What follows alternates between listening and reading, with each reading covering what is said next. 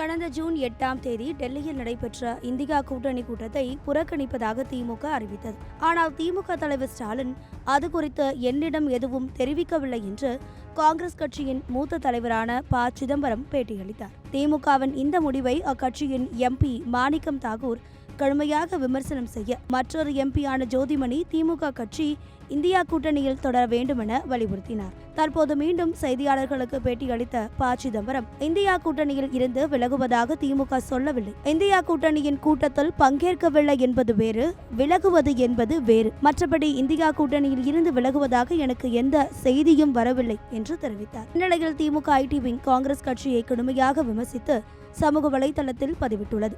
அதில், இந்திய தேசிய காங்கிரஸ் தங்கள் அரசியல் பிழைப்புக்காக போராடி கொண்டிருந்த போது நாங்கள் அவர்களை தோள்களில் சுமந்தோம். ஆனால் ஒரு பளபளப்பான புதிய பொம்மையை கண்ட அடுத்த கணமே அவர்கள் கப்பலை விட்டு தாவி விட்டார்கள். அந்த சகோதரன் கொஞ்சமும் வளரவில்லை என்பதை இது நிரூபிக்கிறது.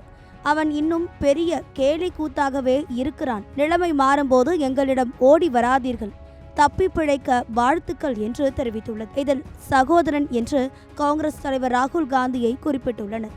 இதில் இனி காங்கிரசின் இந்தியா கூட்டணியில் திமுக இடம்பெறாது என்பது உறுதியாகியிருக்கிறது.